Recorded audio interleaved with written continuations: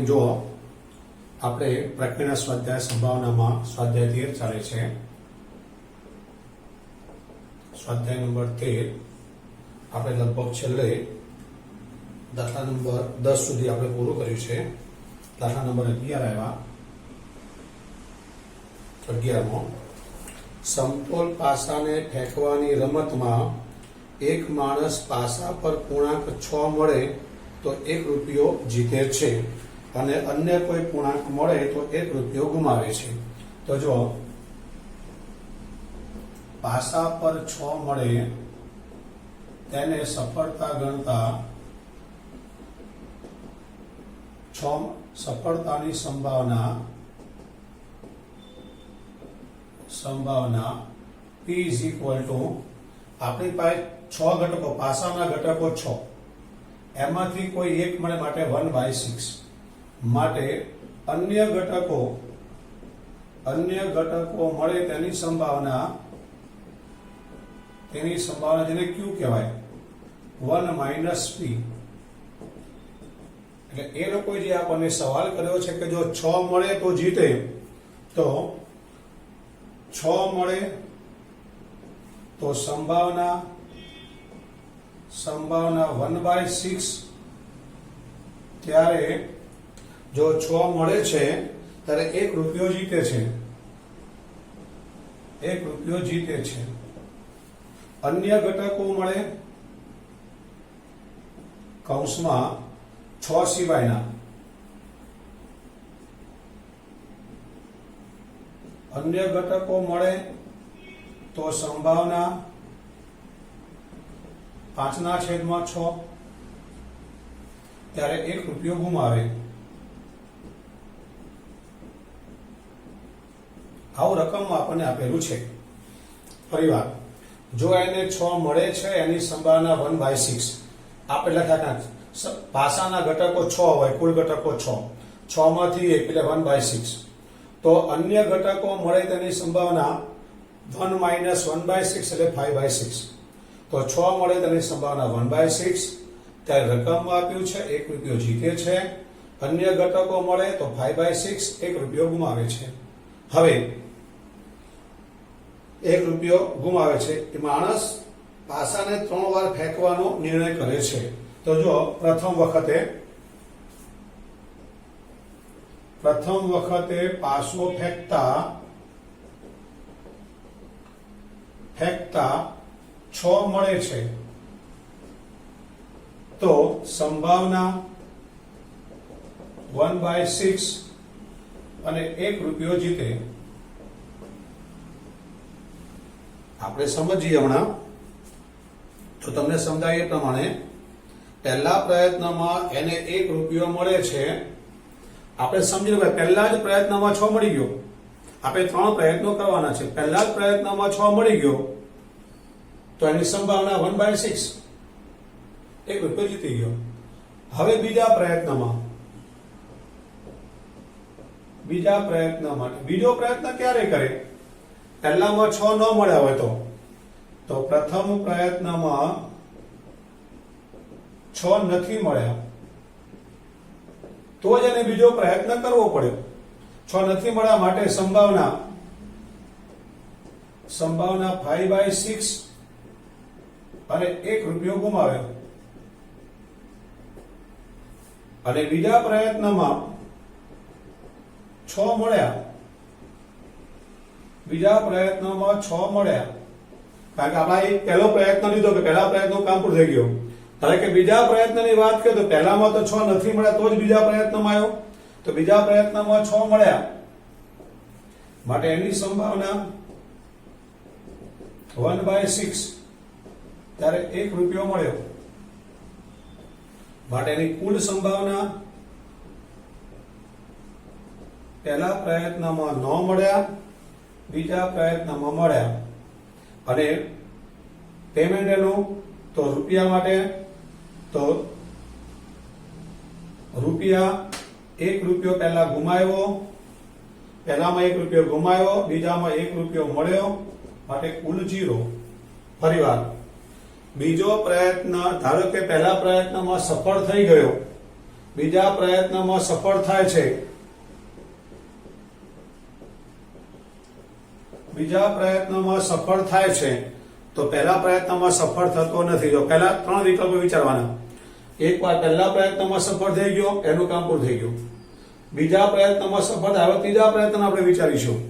પણ પહેલા પ્રયત્નમાં સફળ થઈ ગયો એનો મતલબ એવો થાય કે પહેલા પ્રયત્નમાં 6 મળી ગયા, સંભાવનાની 1/6, એક રૂપિયો જીતી ગયો. પહેલામાં સફળ નહીં થયો, બીજામાં સફળ થયો, તો બીજામાં સફળ થયો મતલબ પહેલામાં નથી થયો. પહેલામાં નથી થયો તો 6 નથી મળ્યા, તો 6 નથી મળ્યા માટે એની સંભાવના 5/6 અને 1 રૂપિયો ગુમાવી દીધો. પહેલામાં ગુમાવી દીધો, હવે બીજામાં સફળ થઈ ગયો છે, તો બીજામાં 6 મળી ગયા, સફળ થઈ ગયો, એની સંભાવના 1/6 અને એને 1 રૂપિયો મળી ગયો છે. તો આપણે જો આના માટે જોવા જઈએ તો એની કુલ સંભાવના 5/6 into 1/6 રૂપિયા -1 +1. હવે ત્રીજા પ્રયત્નમાં સફળ થાય છે, મતલબ પહેલા પ્રયત્નમાં, પ્રથમ પ્રયત્નમાં સફળ નથી માટે સંભાવના 5/6 અને 1 રૂપિયો ગુમાવે. બીજા પ્રયત્નમાં સફળ નથી તો સંભાવના 5/6, 1 રૂપિયો ગુમાવે. હવે ત્રીજામાં સફળ છે, કારણ કે આપણે ત્રીજાની વાત કરીએ છીએ. ત્રીજા પ્રયત્નમાં સફળ છે માટે આની સંભાવના આવશે 1/6, કારણ કે સફળ હોય એની સંભાવના 1/6, સફળ ના હોય એની સંભાવના 5/6. તો આ વખતે 1 રૂપિયો મળે છે માટે કુલ સંભાવના આવશે 5/6 ગુણ્યા 5/6 ગુણ્યા 1/6 અને મળેલા રૂપિયા, ખાલી રૂપિયા લખીએ આપણે. રૂપિયા તો પહેલા ગુમાવ્યા માટે -1, બીજા કો -1 +1 અંતે -1. હવે એના પછી આગળ મિત્રો આ ભૂસી નાખું છું. પાસા પર 6 મળ્યા હતા, એની સંભાવના 1/6 હતી, કારણ કે 6 નામનો એક ઘટક મળે, અન્ય ઘટક મળે તો 5/6, જેનો આપણે ઉપયોગ આમાં કરી રહ્યા છીએ. અને 6 મળે સંભાવના 1/6, ત્યારે રકમમાં આપ્યું છે 1 રૂપિયો જીતે છે, અને 9 મળે તો 1 રૂપિયો ગુમાવે છે 5/6 વખતે. હવે આપણે આગળ પ્રયત્ન લેવાનો છે. આનો પ્રયત્ન આગળ, જો પહેલા પ્રયત્નમાં સફળ થઈ ગયો, આ કામ પતી ગયું. પહેલામાં સફળ ના થયો પણ બીજામાં સફળ થઈ ગયો, તો બીજામાં સફળ થવા માટે પહેલામાં સફળ નથી થયો એ લખવાનું, બીજામાં સફળ થઈ ગયો તે લખવાનું. અદાય કે એવું બને કે બીજામાં સફળ નહીં થયો, ત્રીજામાં થયો, તો પહેલામાં સફળ નહીં થયો તે લખવાનું, બીજામાં સફળ નહીં થયો તે લખવાનું, ત્રીજામાં સફળ થયો એ લખવાનું, અને ચોથો 3 માંથી એકેમાં સફળ ન થતો. ચોથો પોઈન્ટ છે આપણો, ત્રણેય પ્રયત્નોમાંથી એક પણમાં સફળ થતો નથી. પહેલામાં સફળ, બીજામાં છેલ્લે સફળ, ત્રીજામાં છેલ્લે સફળ, ત્રીજામાં પણ છેલ્લે સફળ નહીં. તો સંભાવના જો પહેલામાં સફળ નહીં માટે 5/6, બીજામાં સફળ નહીં માટે 5/6, ત્રીજામાં સફળ નહીં માટે 5/6. અને એના રૂપિયા, સફળ નહીં માટે 1 રૂપિયો ગુમાયો, સફળ નહીં માટે રૂપિયો ગુમાયો એટલે -3. તો આ પ્રમાણે આપણને ઘટકો મળશે. આનું આપણે કોષ્ટક બનાવી દઈએ. x = x, p of x. જો આની અંદર 1 રૂપિયો જીતે છે ત્યારે સંભાવના 1/6 છે, તો 1 રૂપિયો જીતે, સંભાવના 1/6. બીજા પ્રયત્નની આપણે વાત કરીએ છીએ તો બીજા પ્રયત્નમાં ફાઇનલ રૂપિયા શું થાય છે? ફાઇનલ રૂપિયા 0 થાય છે. રૂપિયા ફાઇનલ 0 ત્યારે સંભાવના આટલી, તો ફાઇનલ રૂપિયા અહીંયા 0 ત્યારે સંભાવના થશે 5/36. તો 5/36.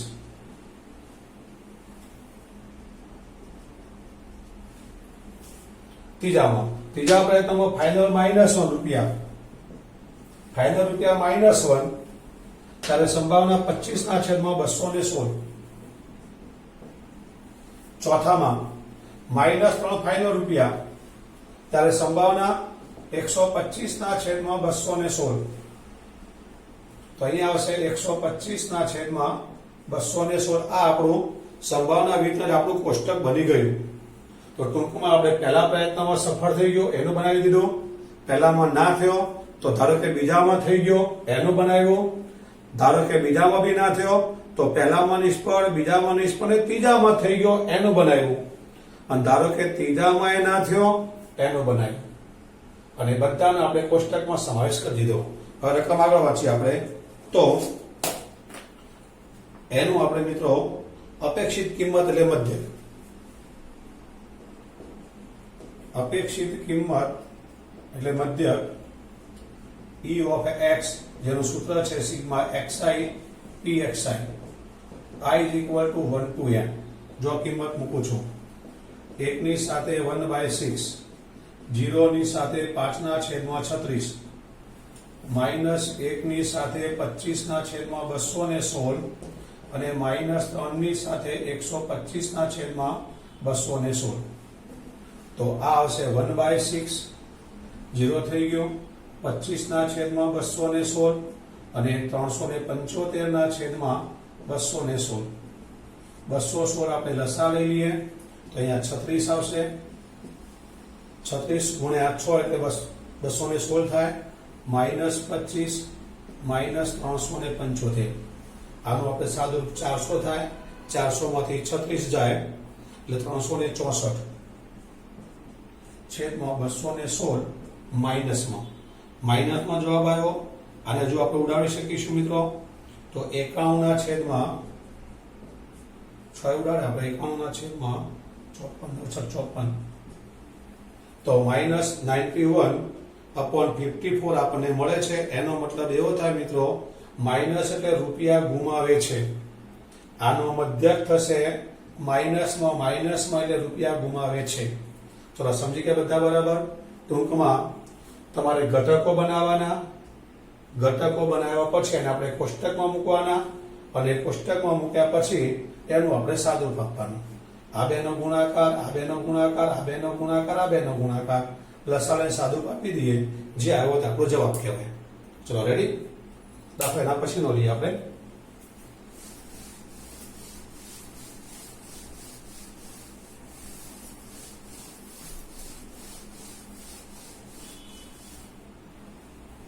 દાખલા નંબર 12 જોઈએ.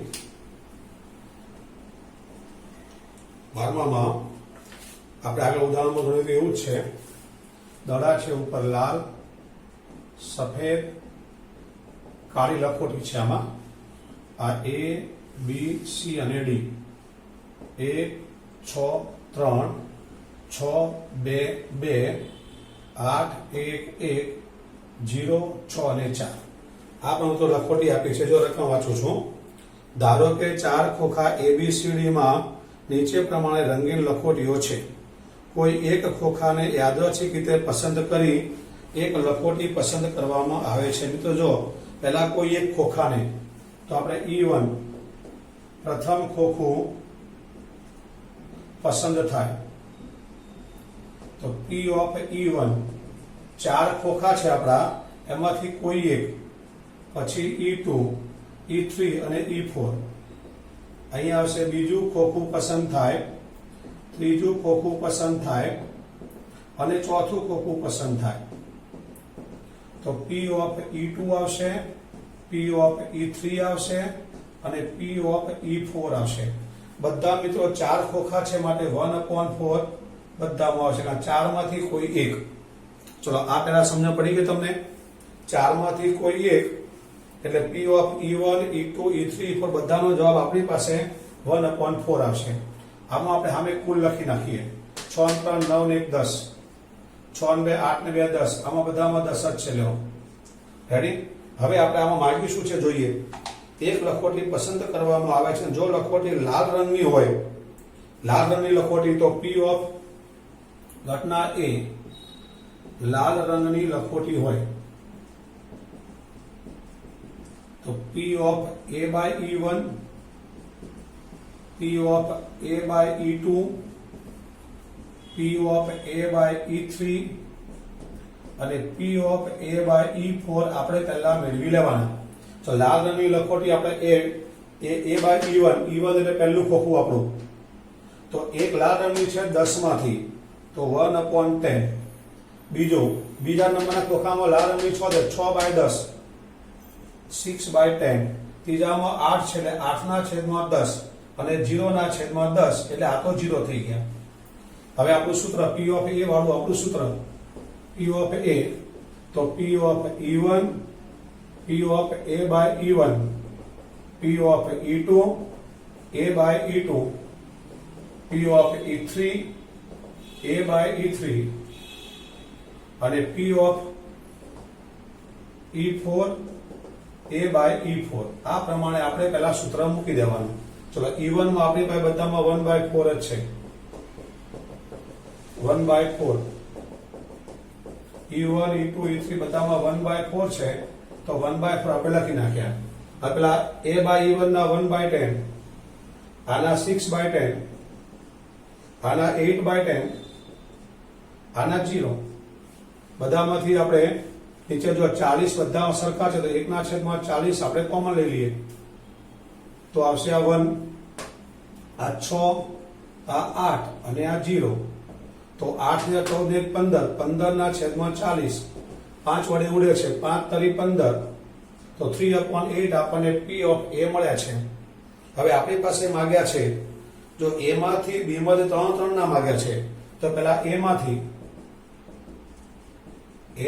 પસંદ થાય તેની સંભાવના. તો A માંથી પસંદ થાય એટલે આપણે શું કરવાનું, તો A વાળા એટલે આ રે આપણા, A વાળા એટલે E1 વાળા, E1 વાળા એટલે આપણે આ ઉપરના મૂકી દેવાના. તો આ 1/4 અને 1/10 અને છેદમાં 3/8. તો 1/40 ગુણ્યા 8/3. પહેલામાં જવાબ આવશે 1/15. હવે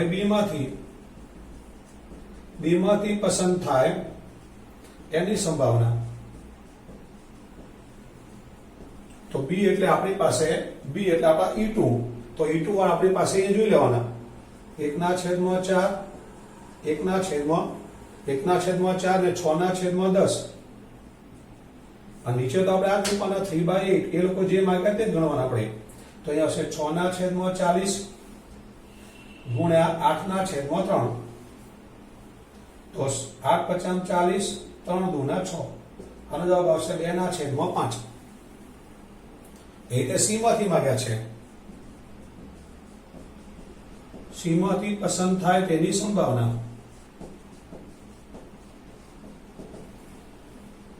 પહેલો પોઈન્ટ માંગ્યો છે, આ બીજો પોઈન્ટ માંગ્યો છે, આ ત્રીજો પોઈન્ટ માંગ્યો છે.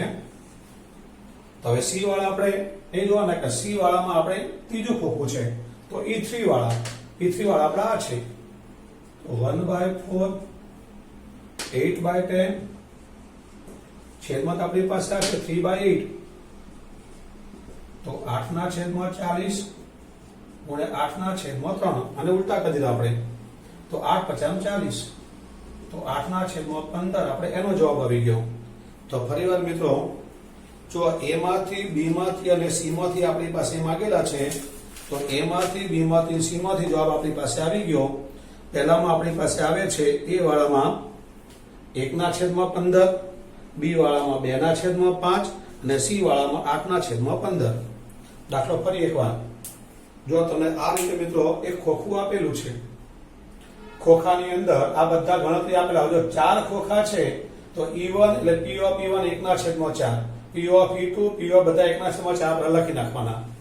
રકમમાં આપ્યું છે લખોટી લાલ રંગની, આમાં લાલ રંગ જ જોવાનો. તો લાલ રંગની આ A એટલે E1, તો A by E1 આપણે લઈએ તો 1/10, A by E2 માં 6/10, 8/10 અને 0/10 આપણે મૂકી દેવાનું. P of A નું સૂત્ર મૂકી બધાની કિંમત મૂકી દેવાની. હવે આમાં 3 સવાલ માંગે. પેલા A માંથી માંગ્યો છે, તો A માટે આપણે E1, A એટલે પ્રથમ ખોખું, તો પ્રથમ ખોખા માટે આપણી પાસે E1 ધાર્યું છે. તો આ E1 વાળો જે ભાગ આપણા અંદર છે એ બેઠો આપણે ઉપર મૂકી દેવાનો, નીચે આ જે આવ્યા હોય તે. B માંથી માંગ્યા હોય તો B વાળો ભાગ લેવાનો આપણે, બીજું ખોખું એટલે E2. તો ઈંટુ વાળો જે આ ભાગ છે આપણે એને ઉપર મૂકી દેવાનો, નીચે આપણે 3/8 અને સી વાળામાં ત્રીજું ખોખું કીધું છે, ત્રીજા ખોખાનો જે આ ઘટક છે ઉપર મૂકી દો, નીચે 3/8 સાદું આપી દે, જે આવે આપણો જવાબ આવી ગયો. રેડી? દાખલા પછી દાખલા નંબર 13 જોઈએ આપણે.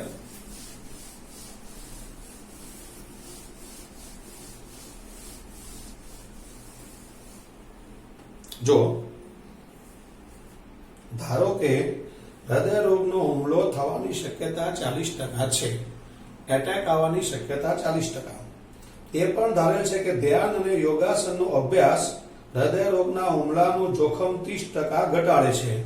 તો જે 40% છે એમાંથી 30% ઘટાડે છે. અને નિયત દવાઓ માટે ડાક્ટરની દવા ચિઠ્ઠી એની શક્યતાઓ 25% ઘટાડે છે. જો આપણે ડાક્ટર જે દવા આપીને દવાની ચિઠ્ઠી આપી હોય, ચિઠ્ઠીને આપણે દવા લઈએ તો 40%ના 25% ઘટાડે છે.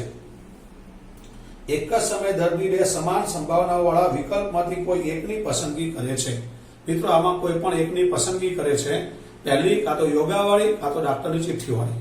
તો આપણે ઘટના એ લખી દઈએ. પહેલા ઘટના એ છે યોગાસનનો અભ્યાસ, ધ્યાન અને યોગાસનનો અભ્યાસ. દાખલા નંબર આપણે આવ્યા છીએ 13મો. ઘટના એ ધ્યાન અને યોગાસનનો અભ્યાસ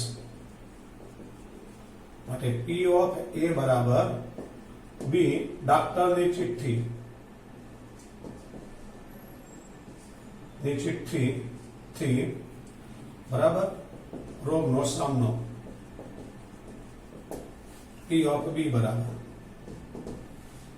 જો આમાં આપણી પાસે બે ઘટનાઓ છે. કાં તો તમે ધ્યાન અને યોગ કરી હૃદય રોગને મટાડી દો, કાં તો ડોક્ટર પાસે જાઓ, ડોક્ટર તમને દવા આપે અને એનાથી હૃદય રોગનો હુમલો એટલે એટેકને તમે બચાવી લો. કહેવાનો મતલબ આપણી પાસે બે પદ્ધતિ છે. તો આ બે પદ્ધતિમાંથી કાં તો પહેલી આ પદ્ધતિ વાપરો, કાં તો બે પદ્ધતિમાં બીજા નંબરની આ વાપરો. ટૂંકમાં એ લોકો જ આપ્યું છે કે આ બે પદ્ધતિમાંથી કોઈ પણ એક પદ્ધતિનો આપણે ઉપયોગ કરવાનો છે. હવે P બાય A બાય આને આપણે E1 નામ આપી દઈએ. દરેક આપણે E1 આપીએ છીએ. આ E1. હવે A નામ આપી દઈએ આપણે. એ છે હૃદય રોગના હુમલાનું જોખમ ઘટાડવું. હૃદય રોગના હુમલાનું જોખમ ઘટાડવું.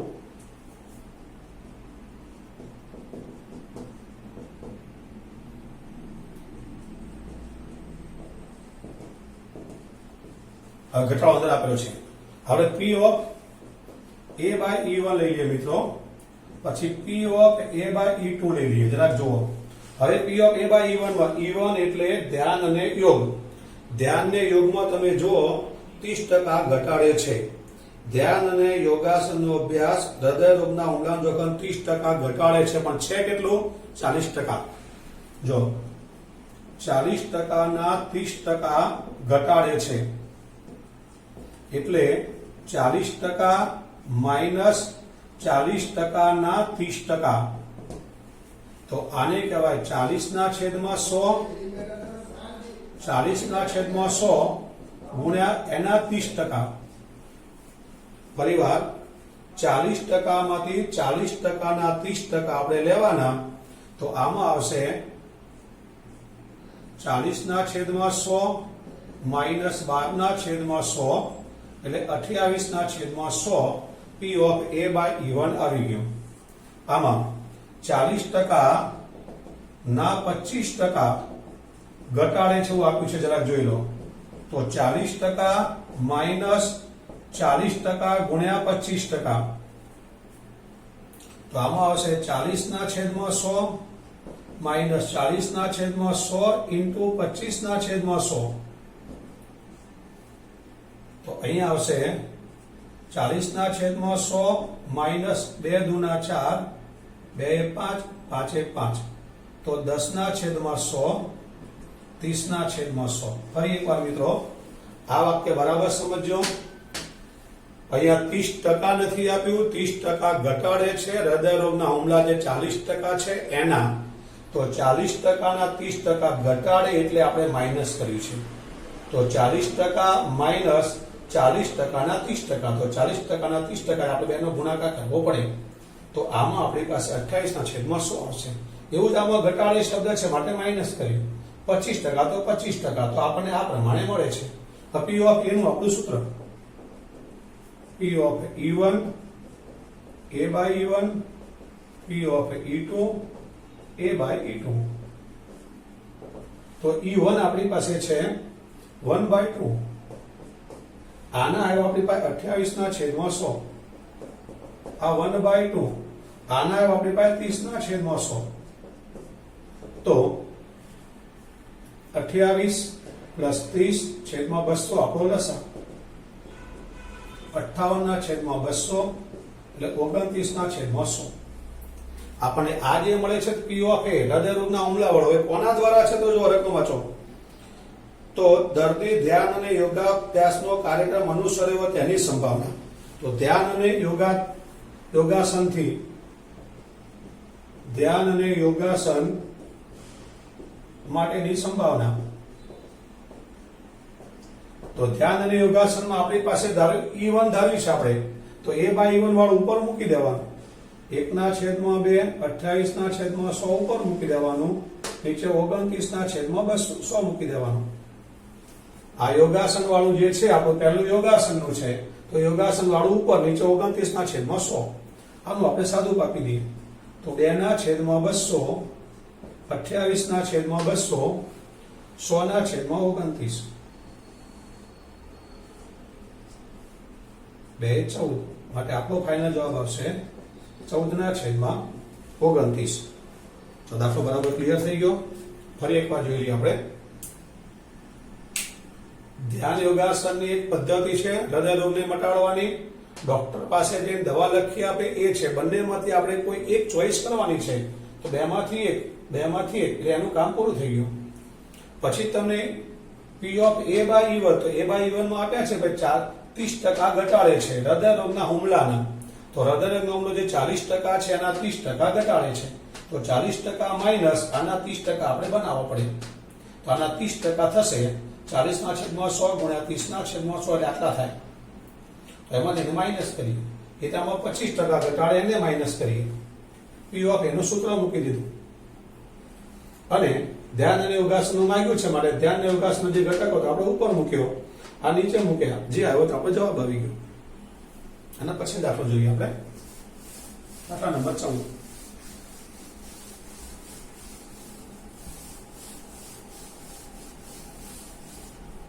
જો જરા. દ્વિહાર નિશ્ચાયકનો પ્રત્યેક ઘટક 0 અથવા 1 હોય. આ દ્વિહાર નિશ્ચાયક છે જેમાં 2 હાર અને 2 કોલમ હોય, એટલે 4 ઘટકો હોય. દ્વિહાર નિશ્ચાયકમાં 4 ઘટકો હોય છે. પહેલો, બીજો, ત્રીજો અને ચોથો. પ્રથમ ઘટક આ 0 અથવા 1 હોય તે શક્યતા. કાં તો 0 હોય કાં તો 1 હોય, માટે શક્યતા એની 2. આ બીજો ઘટક. હવે બીજો ઘટક પણ તમને આ જ આપ્યું છે, 0 અથવા 1 હોય, રકમ જ આપ્યું છે, એ પણ 2. આપણું ગંધ રકમ છે કે 4 ઘટકો 0 અથવા 1 હોય. ત્રીજો ઘટક બી આપણો 1, એની શક્યતા 2. ચોથો ઘટક બી 1, કારણ કે રકમ ની અંદર આપ્યું છે કે દ્વિહાર નિશ્ચાયકના જે તમામ ઘટકો છે એ 0 અથવા 1 હોય એવો શબ્દ રકમમાં આપવામાં આવેલો છે. માટે કુલ શક્યતાઓ n બરાબર 2 ગુણ્યા 2 ગુણ્યા 2 ગુણ્યા 2, એટલે આપણને n બરાબર 16 મળશે. પહેલું વાક્ય જે આપણું હતું કે દ્વિહાર નિશ્ચાયકની અંદર રકમ જુઓ. દ્વિહાર નિશ્ચાયકનો પ્રત્યેક ઘટક 0 અથવા 1 હોય. દ્વિહાર નિશ્ચાયકના પ્રત્યેક ઘટકો 4 હોય. દરેક ઘટક 0 અથવા 1 હોય, માટે દરેકમાં 2 2 2 2, એટલે આપણે કુલ ઘટકો n બરાબર 16 મળે. હવે રકમ આગળ. નિશ્ચાયકનું મૂલ્ય ધન હોવાની સંભાવના કેટલી? તો જો હવે નિશ્ચાયકનું મૂલ્ય ધન હોવાની શક્યતાઓ. પહેલું જુઓ,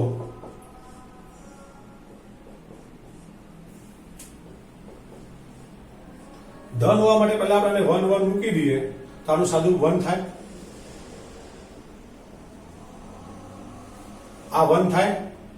હવે એકવાર બંનેમાં 0 મૂકો, એકવાર 0 અને 1 મૂકો, એકવાર 1 અને 0 મૂકો, ટૂંકમાં 0 આવવો જોઈએ. તો આનું સાદું બાબો 1 into 1 minus 0. આમાં જો 1 minus 0 તો શક્યતાઓ ધન હોવાની શક્યતાઓ 3 છે. શક્યતાઓ r બરાબર 3, 1 2 અને 3 માટે આપણી સંભાવના r upon n. r 3 છે, n આપણા 16 છે. આપણો ફાઇનલ જવાબ. દાખલો ફરીવાર, નિશ્ચાયકના આપણી પાસે દ્વિહાર નિશ્ચાયક, 2 હાર વાળો નિશ્ચાયક કીધો છે. તો દ્વિહાર નિશ્ચાયકમાં આપણી પાસે 4 ઘટકો હોય. પહેલો 2 રો અને 2 કોલમ, એટલે પહેલો, બીજો, ત્રીજો અને ચોથો, આ 4 ઘટકો આપણી પાસે હોય.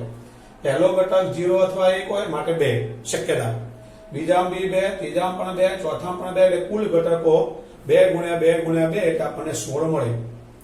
રકમ કે છે નિશ્ચાયકનું મૂલ્ય ધન હોય. આ દ્વિહાર લેવાનો આપણે. દ્વિહારમાં ધન ક્યારે આવે? તો આ 2 1 હોય તો જ આવે, બાકી ન આવે. તો પેલા આ 2 1 1 બતાવી દેવાના. બાકી કાં તો બંને 0 હોય, કાં તો અહીંયા 0 અહીંયા 1 હોય, કાં તો અહીંયા 1 અહીંયા 0, કારણ કે 0 1 સિવાયનો કોઈ આંકડો લેવાનો નથી આપણે. તો આમને તમે સાદું બી આપી બધામાં ધન આવી ગયો જવાબ. મતલબ કે આપણી શક્યતા પહેલી, બીજી અને ત્રીજી 3 શક્યતાઓ છે. માટે આપણી સંભાવના r upon n 3/16. જોઈ લે એકવાર.